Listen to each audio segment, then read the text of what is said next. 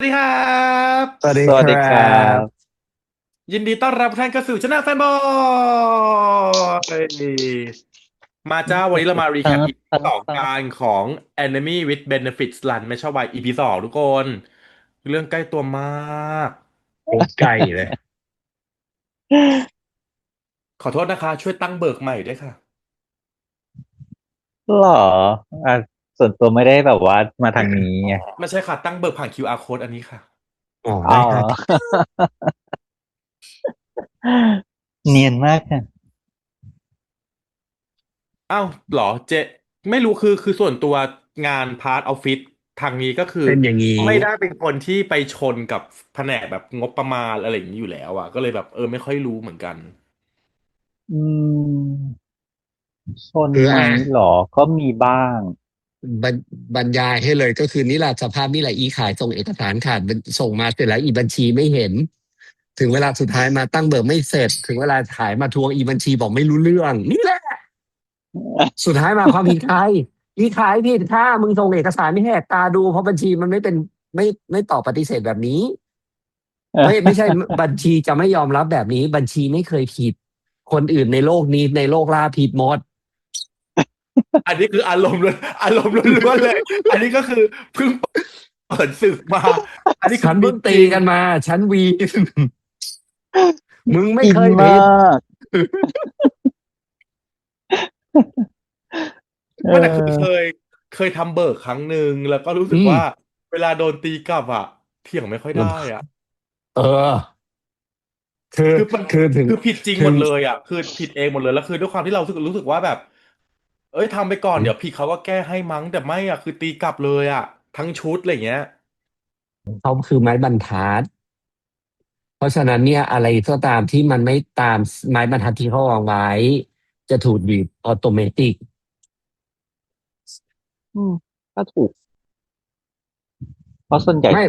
ที่นั่นแล้วก็จะแบบมันมีแพทเทิร์นของมันอยู่แล้วมันต้องเป็นแบบนี่อย่างเงี้ยเอาจริงๆคือต้องบอกว่าไม่ได้ผิดนะที่เขาเป็นแบบนี้แล้วเขาไม่สามารถอารุ่มอร่วยนะเว้ย เพราะมันคือมันบัญชีไม่มีคำว่าอารมณ์อร่วยมันมีแค่ yes กับ no ผิดกับถูกใช่ถูกมันก็ถูกป่ะเป็นแบบนั้นเออใช่แต่เนื่องด้วยไม่ถูกใจกูแค่นั้นแหละเข้าใจนะหมายถึงอ๋อไม่ถูกใจเฉกูหมายถึงว่าลยแล้วไม่ถูกใจฝ่ายขาย คืออย่างนี้โดยปกติอ่ะอีฝ่ายขายมันจะต้องแบบว่าสมมุติว่าตกลงเทอมซื้อขายเงินสดมันก็คือเงินสดแต่เงินสดจะมีเลทนิดนึงเลทวันสองวันเดี๋ยวลูกค้าโอนให้คำถามคืออันนี้เรียกว่าสดปะ อีขายเรียกสดเพราะว่าเรียกว่าเพราะว่ายังไงก็คือเงินสดภายในวันสองวันอ่ะเขาส่งเขาไปเดี๋ยวเขาจะรีบจัดการโอนให้ก็เนี่ยก็สดแล้วถ้าเครดิตคือมันจะถูกพิจารณาไปว่า30 วันอย่างเรียกอ่เครดิตา เออบัญชีตีกันเรื่องอย่างเงี้ย ไม่ได้อ่ะเข้าใจได้ตีความคนละแบบเออมคือไม่แต่คือเราชเข้าใจ มแค่นั้นแหละว่าบัญชีควรจะเป็นเส้นตรงแค่นั้นแหละไม่แต่คืแต่แม่งจะอส่วนตัวมีเพื่อนแบบนี้เยอะนะคือเหมือนกับแบบฝ่ายออฟฟิศทำงานคนละกองคนละพาร์ทอะไรเงี้ยซึ่งหลังเลิกงานอ่ะเราก็เป็นเพื่อนกันไปกินข้าวไปเที่ยวด้วยกันแต่ว่างานพอเป็นงานระหว่างกองอ่ะอืมแล้วมีคอนฟ lict มันก็ตีกันนะอืมแล้วก็ตีกันท่าเนี้ยแบบเฮ้ยส่งมาให้มันดีๆเอหน่อยได้ไหมอแล้วส่งมาแบบนี้แล้วมันจะทำงานต่อได้ไงเนี่ยอืมอะไรเงี้ยอืมมันก็มีมันมีฉากดีจริง จริงแต่ว่าอันนั้นเข้าใจได้ก็คือข้างนอกแต่อันนั้นคือเกิดจากซีนที่ว่าเป็นเพื่อนกันก่อนอืมแล้วทำงานคนละกองมันก็เลยคิดว่าน่าจะแบบไม่ได้มีอะไรแต่คือไม่รู้ว่าถ้าไม่เริ่มจากเพื่อนกันอ่ะเป็นแค่เพื่อนร่วมงานคนละกองอ่ะแล้วอย่างเงี้ยแหลกมันจะเป็นคอนฟ lict แบบต่อไปเรื่อยแหลกๆจากเล็กเป็นใหญ่ไหมอะไรใช่เงี้ยเป็น คือมันคือแรกๆจะตีในงานหลังๆมาคือส่วนตัวล้วนๆงานไม่เกี่ยวอาจจะคอมเมนต์หน้าแล้วใช่ไหมเออมึงเป็นอะไรนักหนากูส่งอะไรและนี่ ไปผิดหมดแต่คืออันนี้คือโชคดีเหรอที่บริษัทเขาเหมือนกับคอมมูมันไม่ได้ใหญ่มากเพราะฉะนั้นฮะอะพอเอชอาร์จัดงานอะมันเห็นหน้ากันหมดแต่คือพอเป็นเพอถ้าเป็นบริออษัทใหญ่อ่ะโอ้โหมันแบบ โอ้โหมันไม่ได้เจอกันง่ายๆแบบเนี้ยมันโอ้ตีแล้วตีเลยอ่ะตียาวอ่ะคือถ้าดูสเกลไซส์นะอันนี้ก็ไม่ได้เล็กนะบริษัทก็ไม่ได้สเกลเล็กนะเอออ่านึกออกคือตอนนี้กำลังนั่งนึกอยู่ว่าอาจตัวก็เคยผ่านทั้งสเกลเล็กและสเกลใหญ่อืมพอบอกว่าเอ๊ะพอตีกันเรื่องงานแล้วมันจะลามเป็นเรื่องส่วนตัวไหมพอเรามานั่งนึกของสเกลเล็กอะไม่นะเรามีความรู้สึกว่าไม่แต่พอไปนึกถึงสเกลใหญ่ปุ๊บอาจจะมีว่ะอืมันมจะมีความแบบว่าพอพูดชื่อถึงอีคนเนี้ยอะไรไม่ต้องอย่างเงี้ย หาเล็กก็เป็นค่ะ แต่เล็กอะส่วนตัวไม่เป็นเพราะอย่างที่ป้าบอกมันจะเห็นหน้ากันอยู่ตลอด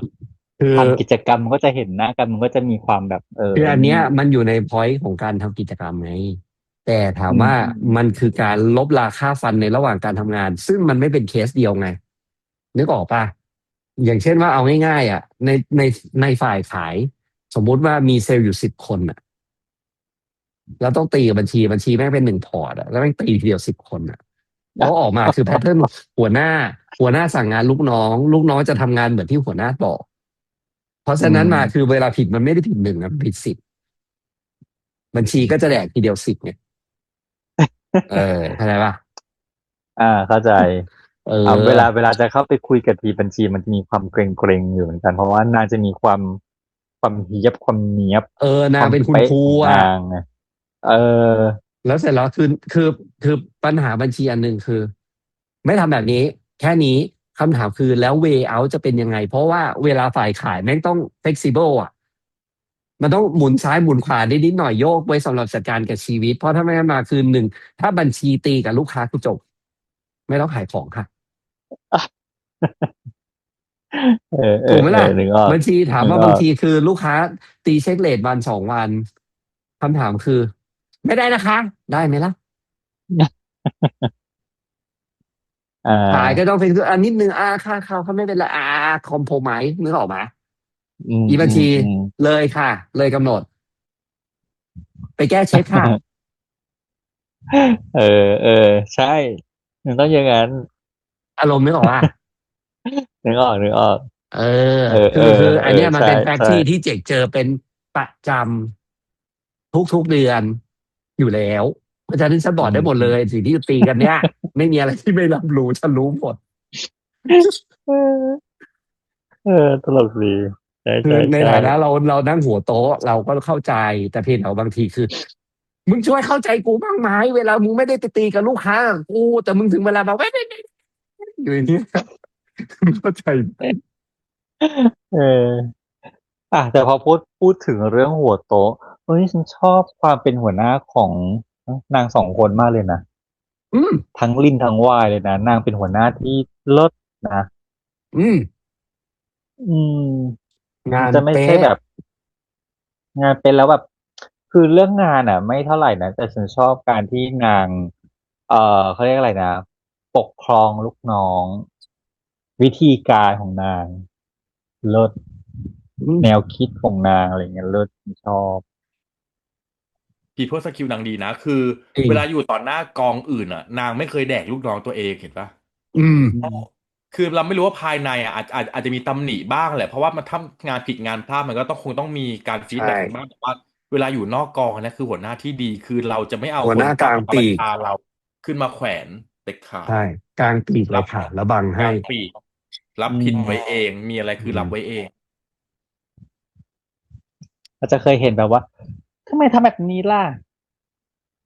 ต่ออันหน้าคนนั้นคือท่านในอื่นอะไรอย่างเงี้ยอ่าอันนี้ก็ต้องโดนแดกไปนะคะหัวหน้าเช่นแบบแกส่งอะไรมาให้ฉันเนี่ยต่อหน้าคนอื่นอะไรอย่างเงี้ยเอ้าวออน้องส่งมาให้แบบนี้อะไรเงี้ยคือแบบอืมอ้าวเธอไม่อ่านมาก่อนเหรอเงี้ย ไม่เธอไม่ดูเมลมาก่อนอะไรเงี้ยไม่งั้นโดนไปแล้วเนี่ยพี่เอแตงกวาอันนี้คือดีแล้วก็ พอสเก people ลอย่าง skill เงี้ยดีคือเราเห็นได้ว่าคือการปกครองลูกน้องอ่ะมันมีทั้งพระเดชและพระคุณอ่ะมันค่อนข้างชัดและสิ่งที่ฉันชอบอย่างหนึงก็คือว่าพี่นางบอกว่าเออเวลาทำงานผิดพลาดแล้วอ่ะ การหาตัวคนผิดอ่ะมันไม่ได้สำคัญขนาดนั้น อันเนี้ยใช่เลิศชอบนะจริงๆแล้วมันคือพอมันมีอะไรผิดอะสิ่งสำคัญคือแก้ยังแกไงไม่ใช่ต้องมาหาตัวคนผิดเพื่อมารับผิดชอบอะไรคือคือเคสเนี้ยถ้าสุดท้ายแล้วว่าเป็นแบบ blame culture เนาะคือพุ่งหาคนผิดเคสเนี้ยอ่าอะไรนะนุ่มนิ่มไม่ใช่นุ่มนิ่มอะไรนะคนผิดคือลูกค้าค่ะใครนะ แต่แตงกวาแตงกวาแตงกวาถ้าจะเบลมคือแตงกวาโดนว่าทำไมไม่ดูให้ละเอียดแต่ถ้าสุดท้ายแล้วคือไม่ได้หาคนผิดอะแต่หาว่ามันผิดตรงไหนอันนี้คืออ๋อลูกค้าส่งไปเมอืมลเก่าแฟกต์คือลูกค้าส่งไปเมลเก่าดังนั้นมันก็ต้องไปแก้ที่เอ้ยลูกค้าไง แคนเซิลเมลนี้หรือไม่ก็ไปทำอะไรก็ได้ให้แบบมันเด้งเข้าเมลกองอะถูกคืออันเนี้ยมันเป็นอิชชูที่เป็นเรื่องปกติมาก คือนึกออกมาว่าลูกค้าไม่เคยจำอะไรเลยเพราะกูเมมอะไรไว้ส่งไว้ในเซฟไว้ในไฟล์เสร็จแล้วกูก็จะส่งอันนี้แล้วมึงก็ไม่เคยเทศนาต่อให้กูบอกกูก็ลืมอืแล้วเสร็จแล้วมก็คือมันก็จะออกมาออกอาการแต่ซึ่งโดยปกติหัวหน้าบัญชีของเจกก็จะใช้วิธีแว็บไงอืมก็เจอกูสิถึงได้บอกให้ค้าว่าวันนี้ไปตีกับบัญชีมาเออกดร้อนมากทีนี้มาในมุมของความสัมพันธ์กันบ้าง เฮ้ยเราว่ารันเป็นคนที่แบบดีเทคความแบบไม่คอมฟอร์ตของวายไวเนาะอืมแล้วเขาก็ปอ่กป้องไวามากอ่ะนางเอาคอยมองดีตลอดเนี่ยๆเขาเรียกว่า จะถามว่าใครชอบใครก่อนเนี่ยบางทีก็ดูรันยากชอนะครับบเอาจริงๆคืออยู่ในสายตารันตลอดใช่ไหมควายก็ชอบคือวายอ่ะชอบเพราะรันมาแบบดูแลแบบแต่ว่าคนที่เห็นเขาในสายตาก่อนอะคือรันค่ะแต่นางกึงก็จริงแหละนางกึง อืม แต่ว่ามันพอความสัมพันธ์พอคู่เนี้ยมันมีความน่ารักบางอย่างอ่ะไม่รู้สิมันมี เคมีเคใจมันได้โว้ยเอางี้ดีกว่าเออมันแล้วมันก็จะมีความแบบเป็นมีนีนสูงจ๋าจ๋ามากเออสูเฟมินีนงมากคือจ๋าจ๋าการขยับขยื่นนิดหน่อยการพูดด้วยน้ำเสียงไอ้แบบนั้นอ่ะมันดูแบบผู้หญิงเนอะแล้วมันดูน่ารักอย่างเงี้ยมันมีโรบางอย่างที่ทำให้รู้สึกว่ามันเขินนะมีโรของโปรเทคเอเตอร์อมีโรของอะไรเงี้ยซึ่งแล้วอีกคนหนึ่งก็เป็นฟีลแบบถูกปกป้องเออแล้วพมันน่าอถูกปกป้องรักเนาะแล้วแฮปปี้อ่ะอืมแล้วมันทำให้เรายิ้มไปด้วยอย่างเงี้ยใช่เรานึกถึงแต่แบบบทบาทดีว่าใครก็ตามที่ถูกปกป้องอ่ะแฮปปี้เสมอแหละอืมเงามาแล้วเสร็จแล้วจริงยิ่งรู้ได้ว่าก็ได้รู้ว่าเธอมีใจอ่ะมันยิ่งอ่าเขินอ่ะและคนปกป้องก็ไม่ได้ซึนเกินอ่ะโอ้ยตะโกนขนาดนั้นชอบนะชอเอบบุคอ ลิกของตัวละครตัวนี้นะ แล้วมันมีความแบบเนี่ยพอตัวของวายมันจะมีความเปิ่นๆหน่อยอะความแบบเล่นบอลลิงแล้วหัวทิ่มหน้าทิ่มเป็นม็อบเพนกวินอย่างนั้นแล้วมันเออ มีความน่ารักโป๊ะเว่ะล็กๆโป๊ะเป็นให้แบบว่าโก๊ะๆหน่อย ผู้หญิงสวยมักเขาเรียกอะไรนะสวยมักซุ่มเออเออซ่ามไม่แต่คือเธอใส่สอบแคบแบบนั้นอะล้มค่ะ เล่นโบว์ลิ่งต้องต้องมีความแบบใส่กางเกคลัมซี่งค่ะหน่อยเออไม่น่าตื่นเต้นอืม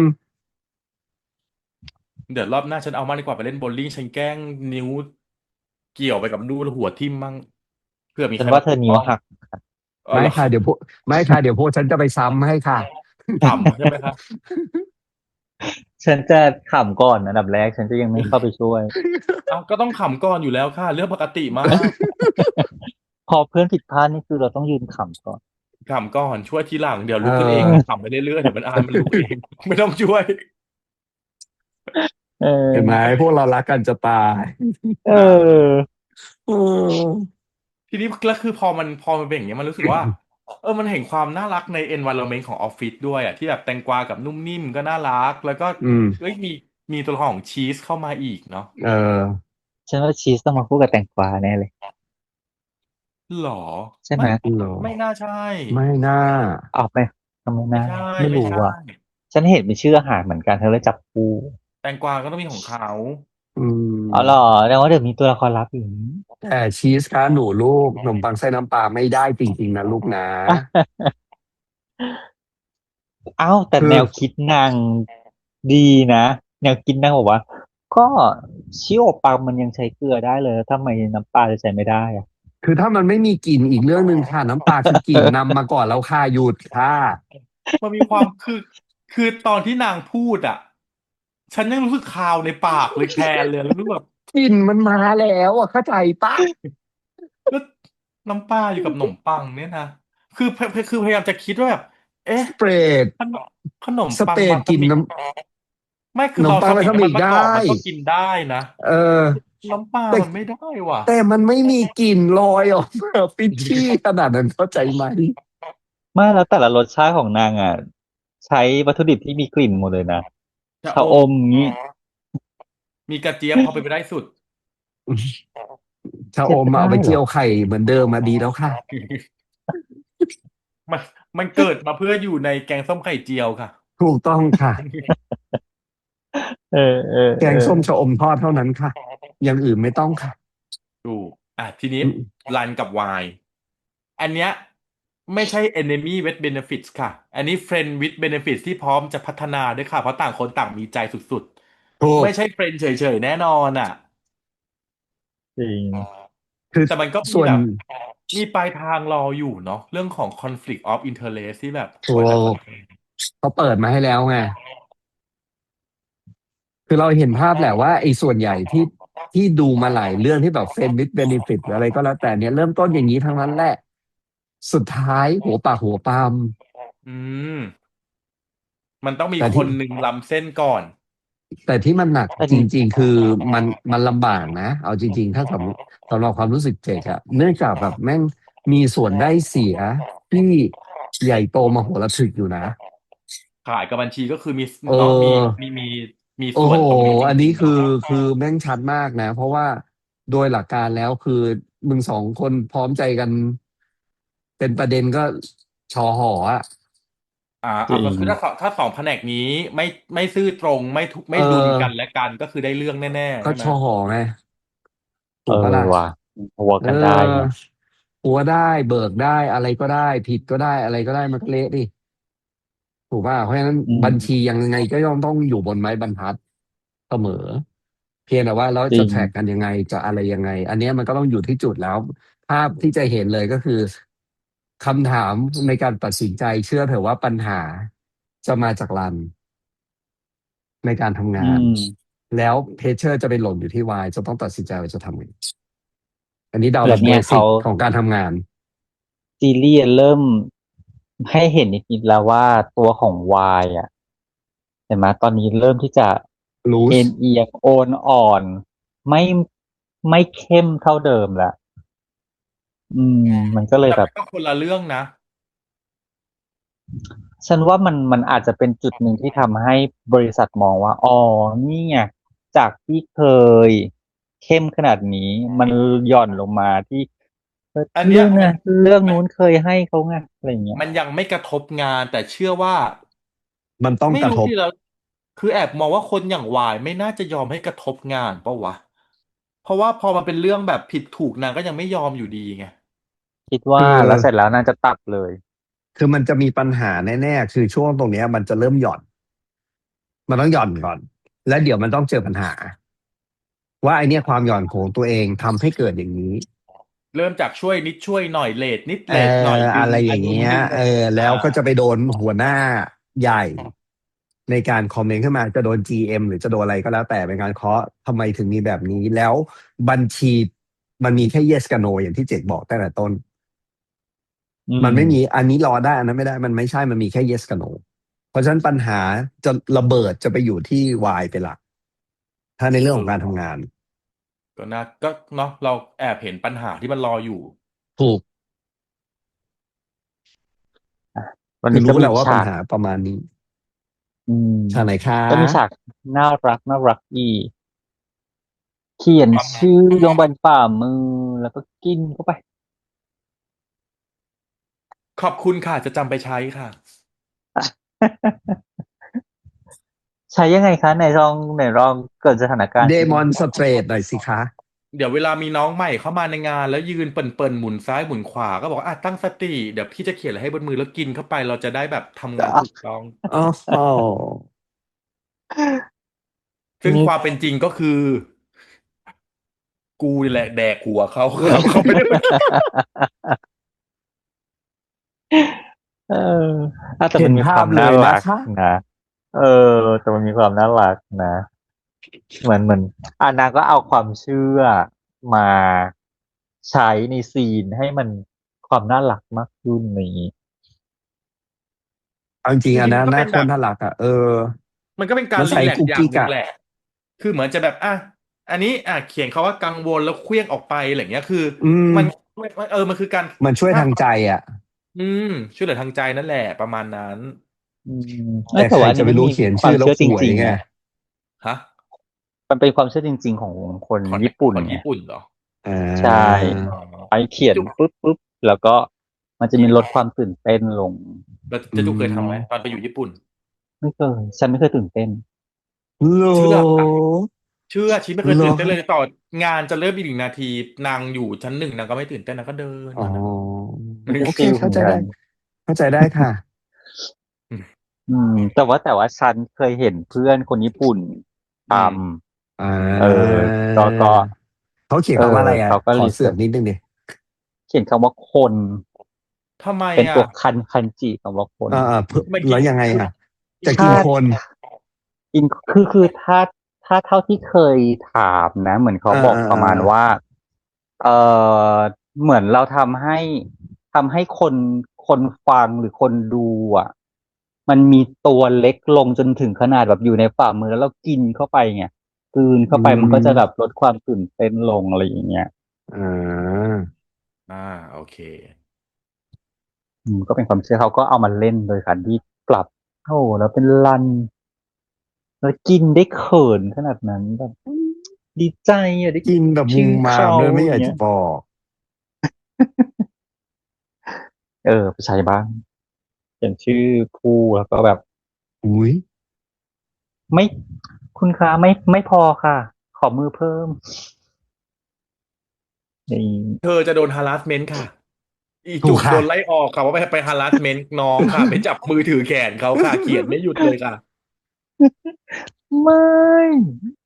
ไม่แหละเสียงสูงมากเสียงสูงมากฉันก็จะแค่ไปถามว่าน้องช่วงนี้น้องดูดวงไม่ค่อยดีนะพี่แก้กรรมให้ไหมอะไรอย่างอุ้งี้พักค่ะพักแก้กรรมก่อน หน้าหมองๆใช่ไหมราหูเข้าหน้าหมองๆค่ะเดี๋ยวพี่เขียนชื่อให้อ๋ออืมแต่ฉากที่เปิดมาตลกนะที่แบบว่าไม่ได้ดู Pencil Color มั่งเลยเหรอคือแบบทักแรงมากอ่ะเอาจริงคือ มันคือการเฮ้ยด่านะเอาจริงฉันบอกว่าน้องพลอยพัดแต่เรื่องเนี้ยเล่นได้โดนฉันมากเลยนะๆมแล้วน่าจะมีเต้นความแบบ โดนเต้นมากโดนเส้น1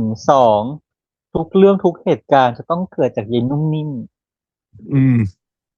ยายนุ่มนิ่ก็จริงมไม่ทำอะไรพลาดสักอย่างก็จะเป็นก่อเรื่องสักอย่างอะไรอย่างเงี้ยนี่แหละน่าตัวเซตรักดีตัวเซตนี่เอแหละอเลิศแต่ถ้าเป็นคนแล้วเป็นตัวละครนี้ที่คนดูจะไม่เกลียดไงอืมจริงน่ารักจะนางตายทำผิดพลาดอะไรก็ไม่เคยโทษนางไม่เคยเกลียดนางนะถูกเห็นไหมจะมีนางก็เป็นได้รับความเอ็นดูต้นเรื่องในความคิดว่าจะจับ2 คนนี้มาเป็นเพื่อนกันก็มาจากทีจนในที่สุดเลื่อนขั้นแล้วจากอาริเป็นศัตรูฉันก็ กำลังพยายามกำลังแยกอยู่ว่าระหว่างอริและศัตรูเนี่ยอันไหนเป็นขั้นกว่า อาลีมันมีความแบบแค่เป็นอาริกันนิดๆอะไรอย่างงี้ป่ะพอแบบศัตรูแล้วคอมเมชัดเจนต์ปะนอาเออลีคือแบบคอมเมนต์การศัตรูนี่คือวอลเลยค่ะเปิดพร้อมยิงอ๋อขีปโอเคนาวุธเพราะฉะนั้นก็คือจากเริ่มจากอริแล้วศัตรูคือขั้นกว่าแล้วก็อืจบด้วยสงคมรามค่ะ เกียรติคีหน้าคือขั้นสุดเนาะก็เอ้ยน่ารักนะน่ารักคือเราว่าเรื่องนี้มันสามารถดูได้แบบใกล้เพลิตัวมานกแล้วมันเอก็น่ารักอมากอ่ะมันรีเลจริทได้จงริงๆอ่ะคนอยู่ออฟฟิศนะขายกับบัญชีนะอินฉันพูดเลได้ยเลยอ่ะได้เอจริงสอนุก สนุกอีพี่หนออย่างเงี้ย ก็สนุกอะไรอย่างเงี้ย แม่งและอีพี่หน่อเนี่ยมีตัวตนจริงชิบหายเลยคือเห็นมาใชเยอะมา่กอีพวกแบบโหเดินเอหูดำมาเลอยคือหน้าหม้ออเยู่นั่นออหม้ออยู่อจย่างริงนั้นเป็นอะไรเอ่ยเอเมียก็อมีแล้วเสร็จแล้วเมียก็โทรมาเสร็จปุ๊บเฮ้ยนั่นแหละแล้วแม่งก็อยู่ต่อหน้าก็เห็นกูงงและไอ้พวกเนี้ยคือใช้รูปไลน์เป็นรูปคู่เมียด้วยซ้ำค่ะแต่หม้อเก่งกูงงมาก เห็นไหมล่ะพี่หนอออฟฟิศรีเลเต็ดเป็นอย่างนี้แหละเออคือเพอมานั่งออดูแล้วแบบไอ้ตัวละครที่มีตัวตนจริงทั้งหมดอะ เออ เหมือนเรามีประสบการณ์ร่วมทั้งหมด เออต้องพูดแบบนี้ เนาะก็แล้วทุกคนล่ะมีประสบการณ์ร่วมจุดไหนยังไงหรือเห็นเออส่วนไหนยังไงมาเมาส์กันดีกว่าหนุ่หนูมสาวเคยกินบูไปทำฮาวาของเรายด้วยค่ะอ๋อคืออะไรอย่างงี้บลูมาการิท่าไม่ใช่เหรอบูมาการิอ้าวเหรอตาค่ะไม่ใช่บูฮาวาเอยเหรอไม่ออันที่ไม่มีเป็นม็อกเทลก็อาจจะเป็นบูฮาวายอืมอ๋อแต่ถ้าอันนั้นก็คือบูมาการิตาสีแต่คือสวยน่าอร่อย ดูสีละหวานแน่นอนเพราะดูเอข้นดูเหนียอ วดูหัวเชื้อเยอะอยู่ คือเไม่เห็นความออเจือของน้ำผลไม้หรือแอลกอฮอล์เลยนี่คือไม่หัวเชื้อมีเลยค่ะล้วนเหมือนปั๊มข้นอะคักพ่เลยค่ะ นโอ้โหคือเหมือนปั๊มมาเลยอะคือเหมือนปั๊มน้ำเชื่อมใส่น้ำอุ่นมา แต่สีมันสวยเออเออสีมันน่าดีกินไงเออสีดีสีดีเออเนาะเนาะ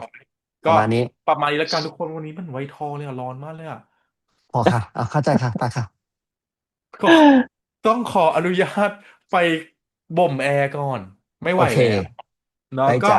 ได้เอาเป็นว่าวันนี้พวกเราสามคนนะครับขอตัวลาไปก่อนแล้วกลับมาดูด้วยกันเนาะใน EP 3นะครับวันนี้ EP 2ไปแล้วครับสวัสดีครัสวัสดีบสวัสครัดีครับบบาย